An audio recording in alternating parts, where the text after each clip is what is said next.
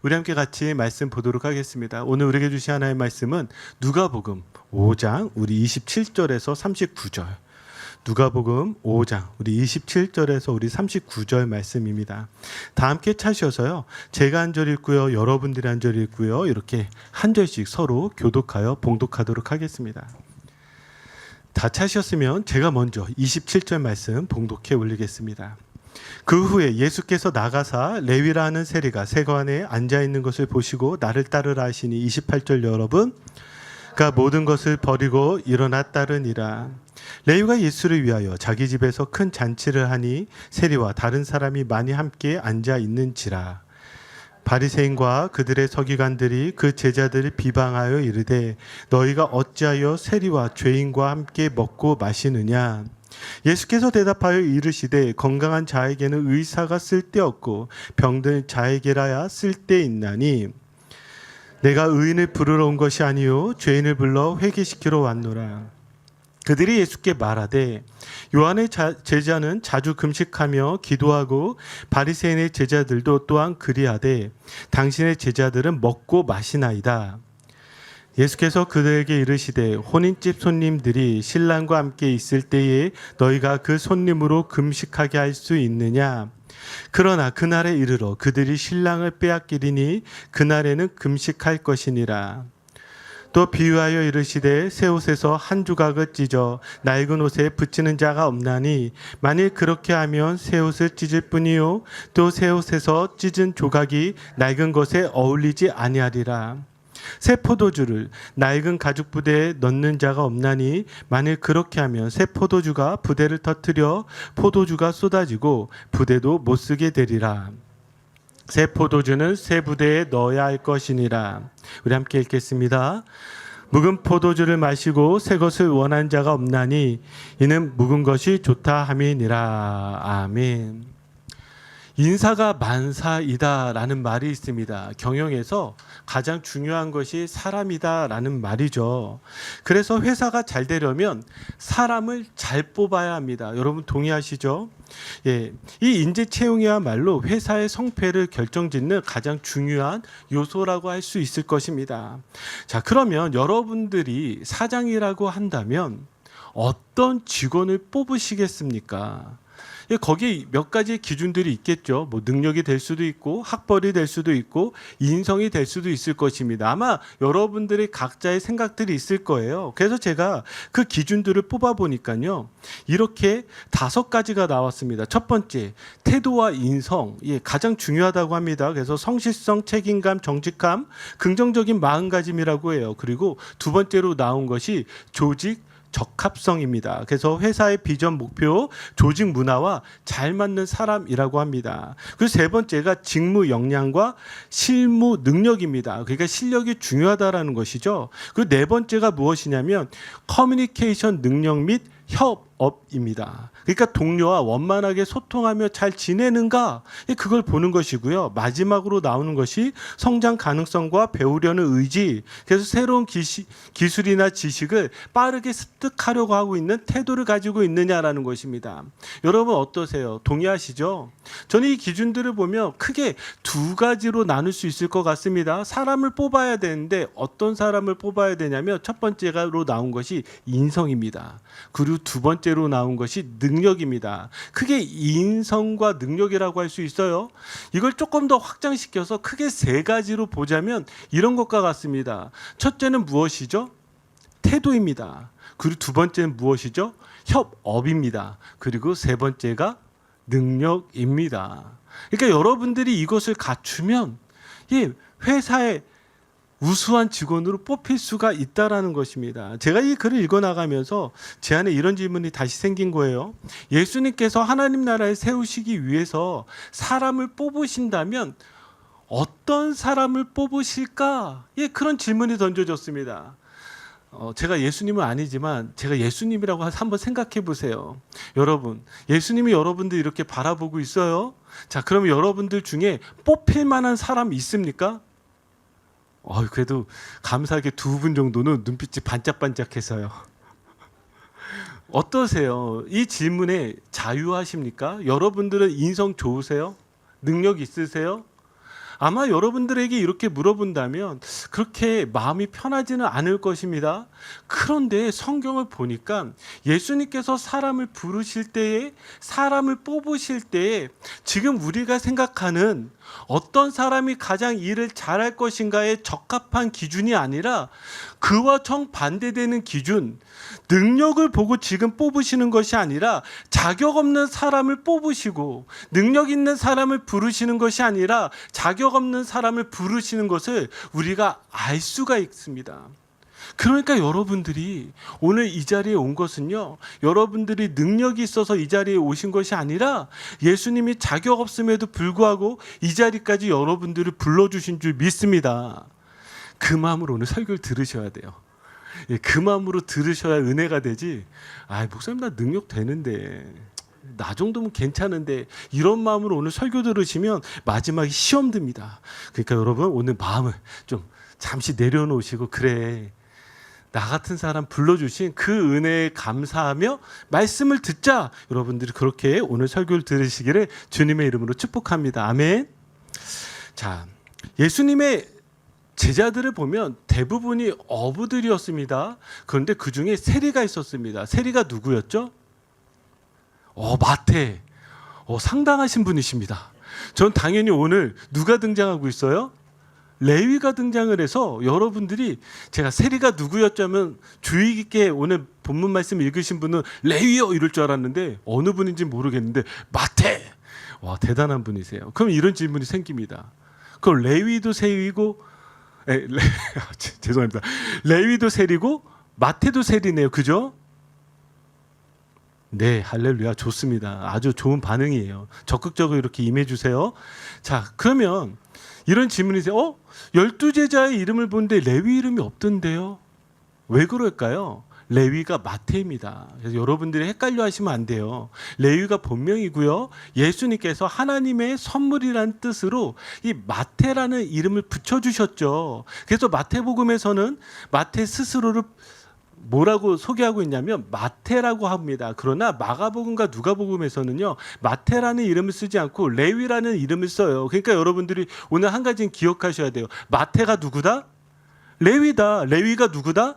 마태다. 자, 지금 이 세리인, 지금 이 레위가 세간에 앉아 있는데 예수님께서 그를 지나가다가 보셨습니다. 자, 우리 한번 27절 말씀 같이 한번 읽어보도록 하겠습니다.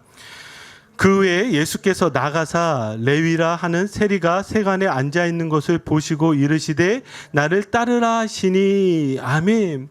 자, 여기 지금 예수님께서 나가셨을 때 세간에 누가 앉아 있었냐면 레위가 앉아 있었어요.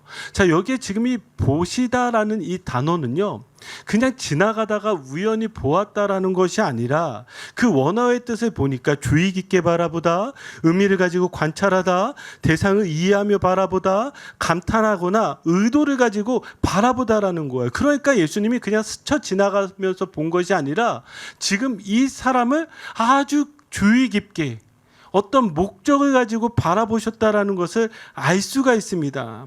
자, 그러면 주의 깊게 바라보았을 때 어떤 일이 일어났을까요? 지금 이 장면을 보면 세간에 앉아 있습니다. 세리라고 표현하고 있습니다. 그러면 이 레위는 지금 어떤 모습 혹은 어떤 상황에 있을까요?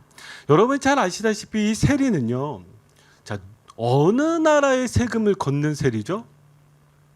예, 로마의 세금을 걷는, 예, 바로 이 텍스 컬렉터입니다. 그들을 향해 세리라고 하죠. 그렇기 때문에 이때 당시에 이 세리를 어떻게 여겼냐면 민족의 배신자로 여겼습니다. 근데 여기 성경적인 배경을 조금 더 아시면 사실은 이 이스라엘은 크게 두 나라처럼 구분되어져 있죠. 북쪽에 갈릴리와 남쪽에 유다가 있습니다. 그리고 가운데 사마리아가 있습니다.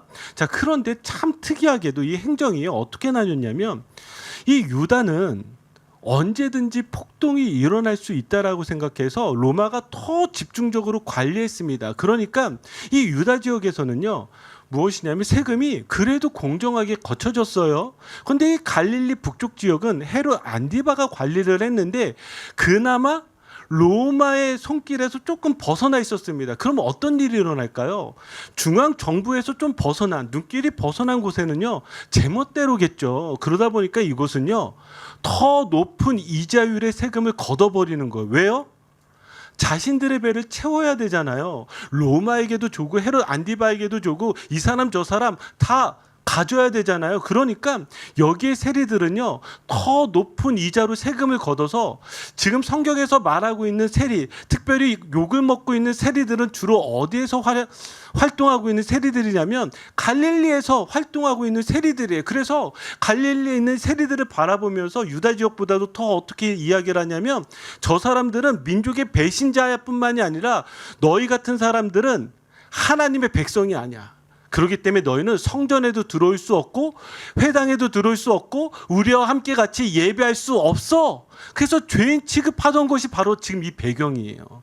무슨 얘기인지 아시겠죠? 그러니까 지금 여기에 앉아서 이 레위는요, 지금 자신이 세리의 일을 하면서 분명히 많은 돈들을 벌었을 것입니다. 여러분들이 좀 한 가지 더 착각하지 마셔야 될 것은, 여기서 세리는 또 아무나 못해요. 세리를 하려면 최소 3개 국어를 해야 됩니다. 어느 나라 말들을 해야 될까요? 예, 당연히 히브리어도 해야 되고요. 그리고 또 어떤 말도 해야 될까요? 예, 로마 말도 해야 되고요. 그리고 이때 당시에 헬라어도 있으니까 헬라어도 해야 되고요. 최소 3개 국어를 해야 돼요. 그리고 숫자에 밝아야 돼요. 그러니까 지금 세리 정도 되려면 나름대로의 지식층이어야 된다라는 것이죠. 자, 그러니까 우리가 이 세리를 바라보면서 어떤 생각들이 드냐면, 이 사람은요, 자기가 의도적으로 지금 이 직업을 선택했고 이것을 통해서 돈을 벌고 자기의 삶을 채우려고 하는 사람입니다. 그런데 문제는 무엇일까요? 아까 제가 말씀드렸다시피 이 사람은 하나님을 믿어도 하나님 앞에 나아갈 수 없는 사람이에요. 하나님 앞에 예배하고 싶어도 예배할 수 없는 사람이에요. 그 안에 얼마나 그 허무함이 있었을까요? 예수님은요, 바로 그 안에 있는 그 깊은 내면, 공허한 삶, 그 장면을 보신 것입니다. 자, 예수님은 이제 레위에게 뭐라고 말씀하시냐면, 나를 따르라 라고 말씀하세요. 그러자 레위가 어떻게 했을까요? 자, 28절입니다. 우리 한번 같이 한 목소리를 읽겠습니다. 그가 모든 것을 버리고 일어나 따르니라. 아멘. 예수님의 단 한마디, 나를 따르라 라는 말에 어떻게 했다고요?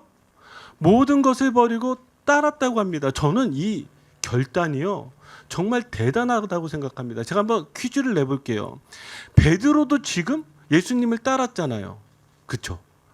자기가 가진 모든 것을 버리고, 그 레위도 자기가 가진 모든 것을 버리고 예수님을 따랐잖아요. 누구 결단이 더 힘들었을 거라고 생각하세요? 레위? 왜요? 돈이 더 많아서? 베드로는 배를 버렸다니까요. 배를요. 그리고 거기 지금 그물이 찢어질 정도로 물고기가 잡혔다니까요. 누가 더 손해일까요? 최소한 베드로는 손가락질을 안 당했고 레위는 손가락질 당했잖아요. 제가 이런 쓸데없는 질문하다 어제 시간 너무 많이 갔어요. 도대체 누가 더 힘들었을까? 근데 제 결론이 하나가 나왔어요. 누가 더 힘든 줄 아세요? 레위가 더 힘들어요. 왜 레위가 더 힘들까요? 나중에 성경을 보니 지금 베드로는 뭐예요? 예수님을 따르다가 안 따랐을 때 다시 돌아갈 곳이 있더라고요. 그냥 어부지 다시 하면 되더라고요. 근데 문제는 레위예요. 이 레위는요, 예수님을 따르다가 돌아갈 곳이 없어요. 그러니까 지금 베드로는 돌아갈 곳이라도 있지, 레위는 지금 여기서 따른다라고 했을 때 무엇이에요? 다시 돌아갈 곳이 없는, 정말 예수 그리스도의 그 부르심에 감동하고 감격해서 정말 모든 것을 버리고 따른 순종이라는 것이죠. 얼마나 대단한 순종입니까? 자, 그런데 여기 이 모든 것을 버리다라는 것은, 이 버리다라는 것이 모든 것을 던지다, 예, 이런 뉘앙스가 아니라 어떤 뉘앙스냐면 모든 것을 두고서 그 자리에서 떠나다라는 뉘앙스예요. 그러니까 내가 가진 것을 버리는 것이 아니라 어떻게 한다고요? 내가 가지고 있는 그 모든 곳에서 떠난다라는 개념입니다. 그러면 우리가 예수 그리스도의 부르심 앞에, 여러분도 이런 것을 경험했습니다. 여러분들이 예수 그리스도를 어떻게 믿게 되셨죠? 잘 모르시겠죠. 예, 이와 같이 여러분들이 예수 그리스도를 믿게 되셨어요. 누군가에 의한 전도로 혹은 누군가의 간증으로 혹은 어느 날 교회에 왔다가 여러분들이 오는데 여러분들이 알게도 모르게 무엇이냐면 나를 따르라는 이 부른 시와 같은 강권적인 은혜 가운데서 우리가 예수 그리스도를 믿게 되었단 말이죠. 여러분 동의하시죠? 그런데 여기에 우리가 어떤 순종이 들어가는 거냐면 여러분들이 예수 그리스도를 믿는다는 것은 모든 것을 버리는 것이 아니라 여러분들이 생각하던, 여러분들이 지켜주던 것, 여러분들이 붙들고 있는 것, 여러분들이 소중하게 생각했던 것, 혹은 여러분들의 죄의 습관들, 그 문화들, 그것 속에서 어떻게 하는 거예요? 내가 일어나는 거예요. 내가 떠나는 거예요. 내가 예수 그리스도와 함께 살아가는 거예요. 그게 바로 믿음의 부르심이고 믿음의 순종인 줄 믿습니다. 자, 그러면서 어떤 일이 일어나느냐? 자, 29절입니다. 자, 우리 한번 같이 읽겠습니다. 레위가 예수를 위하여 자기 집에서 큰 잔치를 하니 세리와 다른 사람이 많이 함께 앉아 있는지라. 아멘. 그런데 갑자기 예수님을 따르는데 레위가 잔치를 엽니다. 얼마나 돈이 많았는지 알 수가 있어요. 예수님을 만났다는 사실, 예수님이 나를 부르셨다는 사실, 내가 예수님이 제자가 되었다는 기쁨. 그래서 지금 잔치를 여는데 그냥 잔치가 아니라 큰 잔치를 열었다는 거예요. 그럼 다시 이런 질문이 생긴 거, 왜 잔치를 열었을까요? 왜 잔치일까? 그냥 따라가면 되지.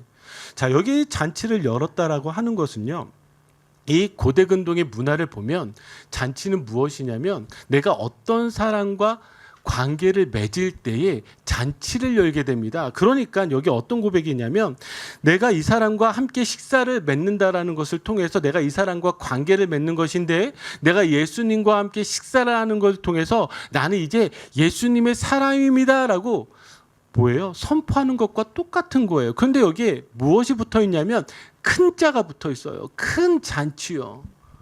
그러면 큰 잔치는 무엇을 의미할까요? 여러분 인생에 큰 잔치를 벌이신 적이 있으시죠? 여러분들이 언제 큰 잔치를 하셨죠? 예, 결혼식. 할렐루야. 저는 돌잔치가 먼저 나올까 봐 긴장했는데, 예, 그래도 우리 송미옥 지사님께서 아주 큰 소리로 결혼식이라고 외쳐주셨어요. 예, 할렐루야입니다. 예. 결혼식에 왜 우리가 큰 잔치라고 할까요?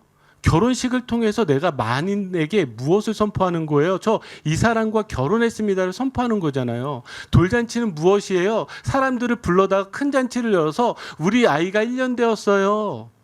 그렇게 선포하는 거잖아요. 여기에 말하는 이 큰 잔치는 무엇이냐면 마치 이것과 같은 거예요. 나는 이제 예수님을 따르는 사람입니다. 이전에는 죄인이었고 이전에는 세리였지만 이제는 나는 그런 사람이 아니라 나는 예수님을 따르는 사람입니다. 나는 예수님의 제자입니다. 이것을 선포하는 것이 바로 큰 잔치인 거예요. 여러분 믿으세요?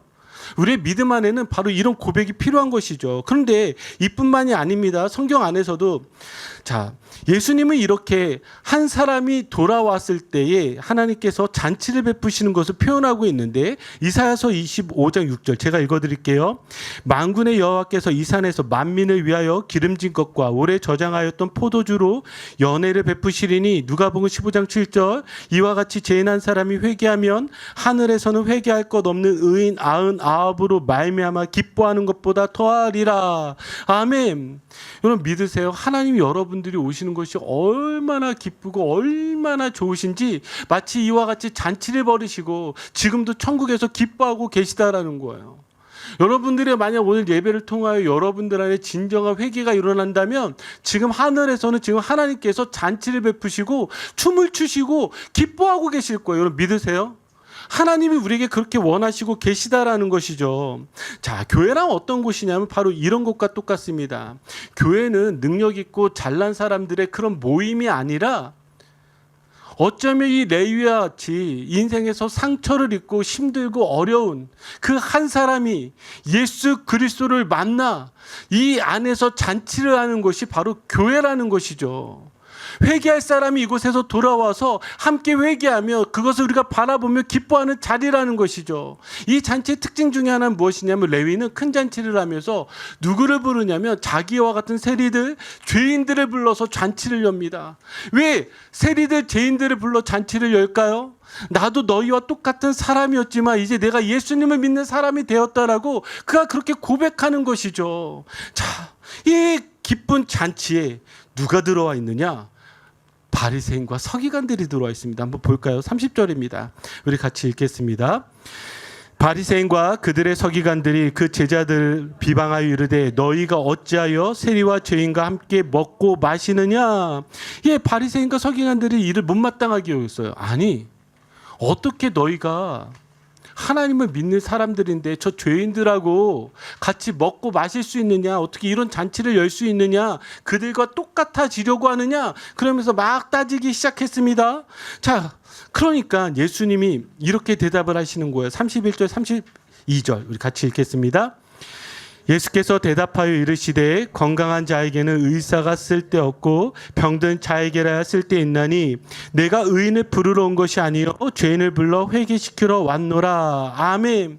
자, 따지는 그들에게 예수님께서 이렇게 말씀하세요. 건강한 자에게는 의사가 쓸데없고 병든 자에게라 쓸데가 있나니. 예, 병든 사람이 의사를 필요로 하죠. 여러분 동의하시죠?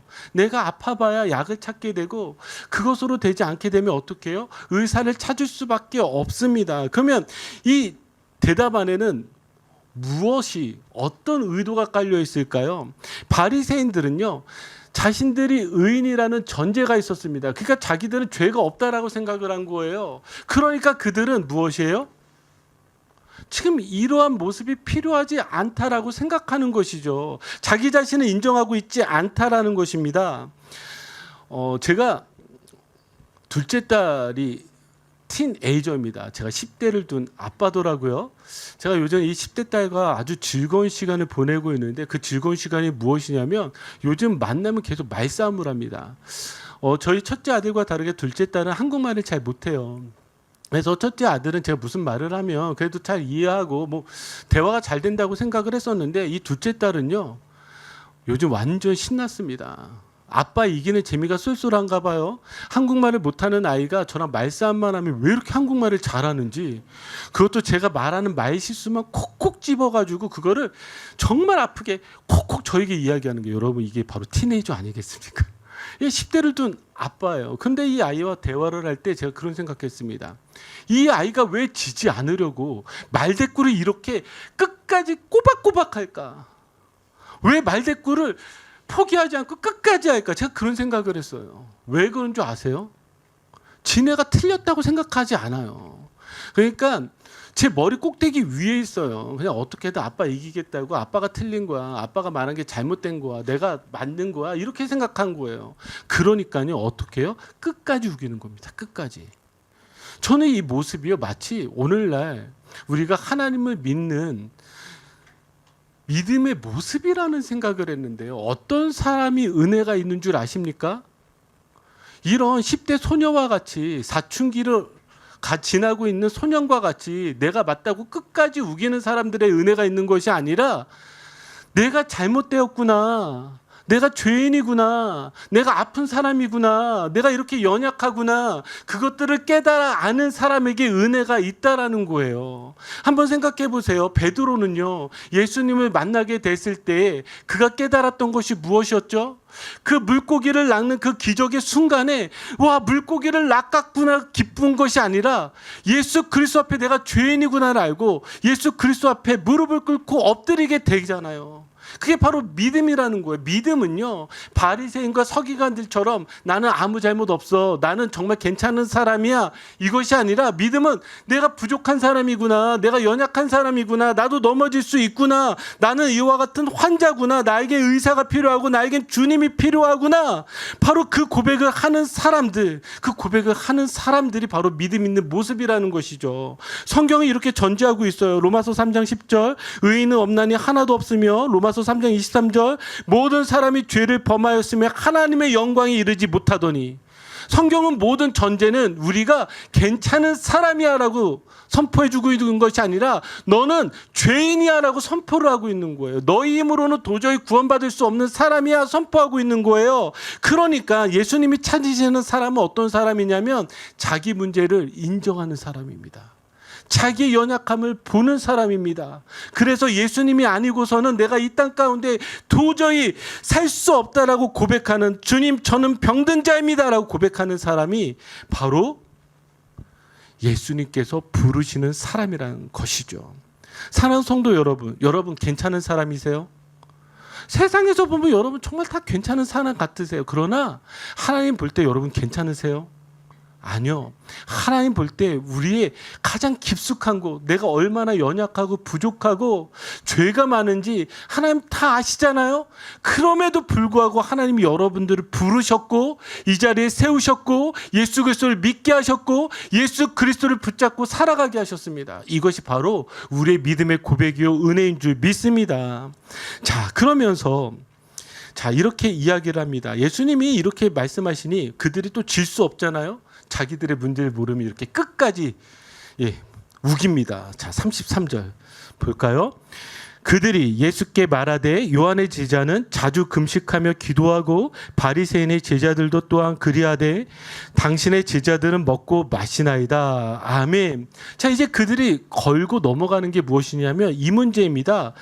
요한의 제자들도 자주 금식하고 기도했고 바리새인들도 그러한데 당신의 제자들은 금식하지 않고 먹고 마시나이다라는 거예요. 지금 어떤 심각한 문제가 있냐면 만약에 여기서 바리새인들이 이기잖아요. 여러분 금식하셔야 돼요.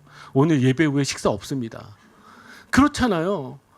아니 지금 여기에 요한의 제자들도 금식하고 우리도 그렇게 금식하는데 당신 제자들은 왜 맨날 먹고 마십니까? 라고 지금 질문하고 있어요. 그러면 여기 예수님이 왜 뭐라고 대답하는지를 알아야 되죠. 그런데 이 질문의 의도를 파악해야 됩니다. 지금 제가 질문 하나 해볼게요. 여러분, 금식은 기쁜 것일까요? 슬픈 것일까요? 설마 기뻐요라고 하는 사람은 없으시겠죠. 금식은요 슬픈 겁니다. 여러분들이 뭐 건강을 위해서 몸을 위해서 다이어트 하는 거 그래도 힘들지 않으세요? 그래서 다이어트 하신 분들이 성격이 좀 삐뚤어지시잖아요. 왜? 탄수화물이 안 들어가니까 성격이 날카로워지 다 이해합니다. 힘들어요. 금식은요 슬픈 겁니다. 성경적으로 슬퍼요. 왜일까요? 자, 우리 레위기 말씀을 보니까 언제 금식하게 되죠? 레위기 16장을 보면은요 대속제일이 나옵니다. 대속제일은 무엇이냐면 대제사장이 피를 들고 지성소로 들어가는 날이죠. 자, 그 날에 모든 이스라엘 백성들뿐만이 아니라 함께 있는 이방인들도 무엇을 하냐면 1년에 한 번 대속제일, 7월에 대속제일이 일어나면 모든 사람들이 금식하게 되어 있습니다. 그럼 왜 하나님이 금식을 시켰을까요? 모든 사람들이 회개하라는 거예요. 그러니까 금식은 회개의 의미입니다. 자, 그런데 1년에 금식이 한 번 있었는데 스가랴 8장을 보니까 예루살렘 성전이 무너진 이후에 유대 백성들이 이것을 바라보면서 너무나 슬프잖아요. 우리가 하나님 가운데 돌아가야 된다라는 그 마음으로 금식이 1년에 한 번 있었는데 1년에 4번으로 바뀌게 되었습니다. 1년에 4번이요. 그러니까 이들은 1년에 4번의 금식을 하며 하나님 앞에 회개를 했던 거죠. 그런데요, 더 문제가 생겼어요. 바리새인과 서기관들은 어떻게 했을까요? 아니, 우리가 말씀대로 가면 1년에 한 번, 뭐 1년에 4번 이렇게 해야 되는데요. 이들이 이거를 더 거룩하게 지키기 위해서 일주일에 2번으로 바뀐 거예요. 일주일에 2번. 그래서 월요일과 목요일이 되면 이들은 금식을 했습니다. 그래서 나중에 우리 보시겠지만 누가복음 18장을 보면 이 세리하고 그리고 바리새인이 기도하는 장면이 나오잖아요. 세리는 구석에서 막 눈물을 흘리며 막 가슴을 치며 회개하는데 바리새인은 이렇게 딱 써서 뭐라고 하냐면 2가지를 이야기합니다. 하나님, 제가 11조도 드렸고요. 일주일에 2번이나 금식했나이다. 그러니까 이들에게 있어서는 가장 중요한 믿음의 행위가 무엇이냐면 11조고 일주일에 2번의 금식이에요. 만약 여러분들이 바리새인처럼 믿으시면 오늘 꼭 11조 진짜 10의 1조 내셔야 되고요. 여러분들이 이번 주서부터 뭐 하셔야 돼요? 월요일서부터 목요일까지, 월요일과 목요일 금식하셔야 돼요. 여러분 그렇게 믿어야 돼요. 근데 예수님이 지금 이런 금식에 대한 이야기를 할 때 뭐라고 대답을 하시냐면 이렇게 대답하십니다. 자, 34절, 35절 같이 읽겠습니다. 예수께서 그들에게 이르시되 혼인집 손님들이 신랑과 함께 있을 때 너희가 그 손님으로 금식하게 할 수 있느냐? 그러나 그날에 이르러 그들이 신랑을 빼앗기리니 그날에는 금식할 것이니라. 아멘.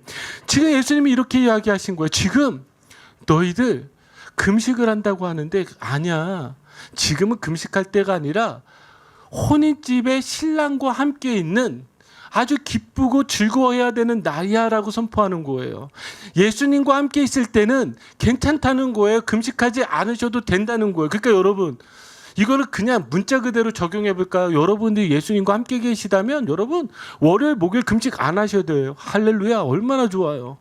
근데 여기 다음 표현이 아주 재밌습니다.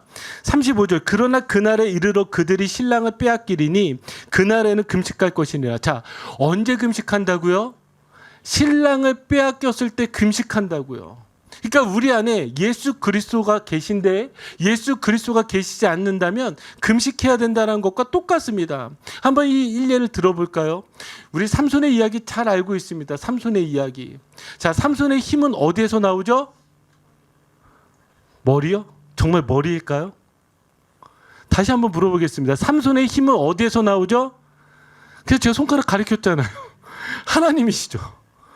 우리가 말씀을 읽을 때 착각하는 것 중에 하나가 무엇이냐면 자, 삼손의 힘은 머리에서 나온다라고 생각해요. 정말 그럴까요? 네, 맞아요. 물론 머리를 길러서 머리에 손을 대지 않고 삭도를 대지 않아서 머리로부터 나오는 게 맞아요. 그런데 머리가 길다고 해서 여러분 힘이 세졌다면 지금 여기에도 힘센 분들 많으세요. 그런데 그게 아니잖아요. 지금 머리로부터 나오는 것이 아니라 누구로부터 나오죠? 하나님으로부터 나옵니다. 삼손이 착각했던 게 있어요. 그가 머리가 기니까 힘이 나온다고요? 그런 착각이 아니라 하나님이 지금 내게 주신 이 능력, 이 힘이 자기의 당연한 권리인 줄 알았습니다. 그렇잖아요. 그래서 그가 들릴라 품에 있었을 때 지금 적들이 쳐들어왔을 때 그가 뭐라고 이러냐면 이전처럼 내가 일어나서 그들 떨쳐버리리라. 그가 손짓 한 번 해도 그들 모두를 이길 수 있을 거라고 생각했는데 이기지 못했어요. 그가 그때까지 마지막까지 착각했던 것이 무엇이냐면 지금 자기가 가지고 있는 힘이 자기의 권리라고 생각했다고요. 그런데 그가 못 보았던 건 무엇이냐면 하나님이 자신을 떠나게 되자 자기가 힘이 없는 거예요. 하나님이 능력을 주시지 않으니까 더 이상 그 능력이 나타나지 않는 것이죠. 그래서 팀켈러 목사님은요 뭐라고 이야기를 하냐면 이렇게 이야기를 합니다.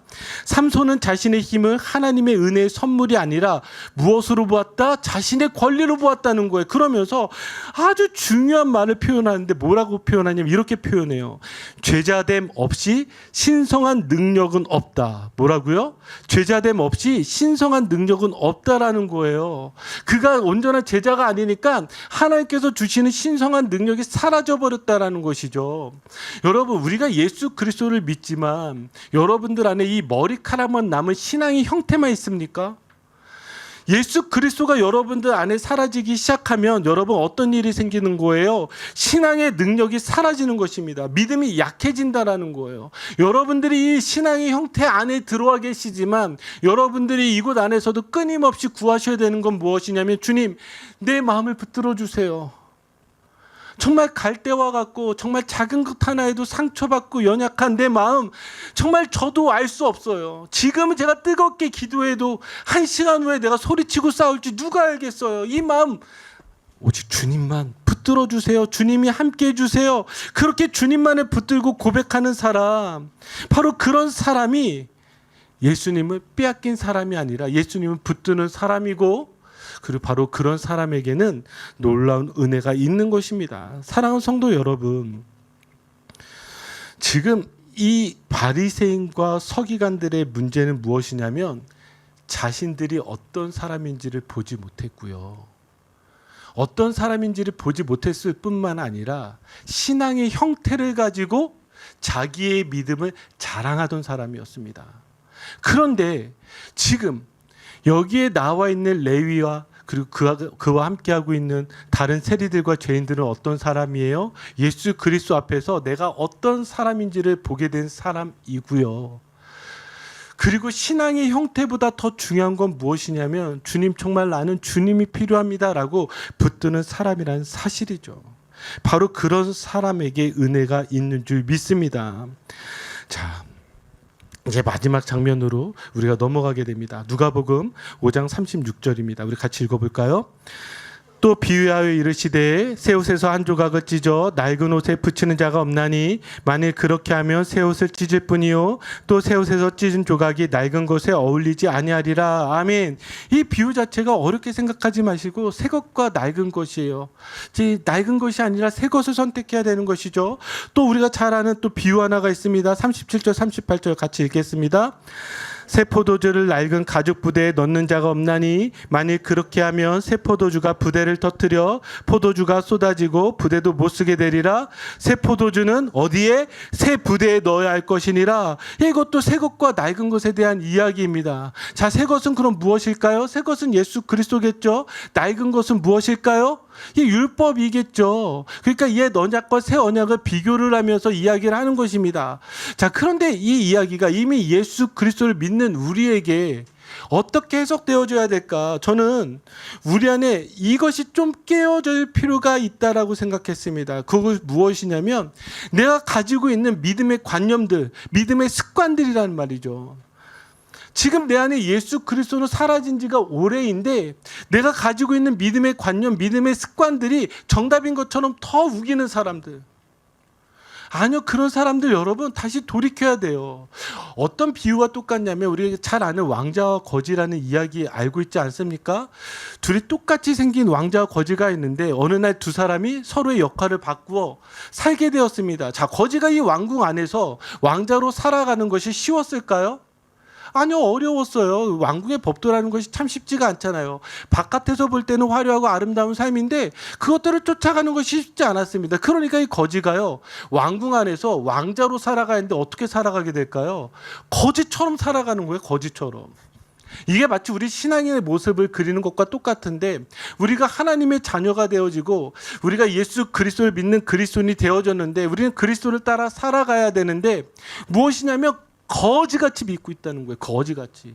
어떻게 거지같이 믿고 있어요? 옛날에 내가 행하던 옛 습관들, 더러운 죄의 문화들, 내가 절대로 놓지 않는 것들, 그걸 고스란히 지금 가지고 들어와서 하나님의 자녀로 내가 왕자로 공주로 그렇게 아름답게 살아가야 되는데 이렇게 살아가는 것이 아니라 그 왕궁 안에서 더러운 것들 거지처럼 살아가고 있다라는 것이죠. 여러분들이 여전히 놓지 못하고 있는 더러운 여러분들의 옛 습관들, 더러운 문화들, 더러운 죄악들은 무엇입니까?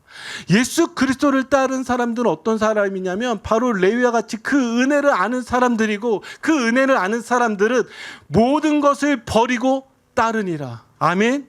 바로 여러분들이 그런 은혜가 있기를 주님의 이름으로 축복합니다. 그래서 39절 보니까 묵은 포도주를 마시고 새 것을 원하는 자가 없나니 이는 묵은 것이 좋다 함이니라. 여러분, 이런 사람이 되지 말라는 거예요. 지금 여러분들에게 새 것이 주어졌는데 여전히 여러분들의 옛 것만을 가지고 옛 것이 더 좋은 줄 아는 분들이 계시다면 오늘 이 시간 다시 회개하시고 여러분들을 향해서 부르시는 예수 그리스도의 음성, 나를 따르라. 내 주님, 제가 모든 것을 버리고 예수님을 따르겠습니다. 그렇게 고백할 수 있는 저와 여러분들이 되기를 주님의 이름으로 축복합니다. 우리 같이 기도하시겠습니다.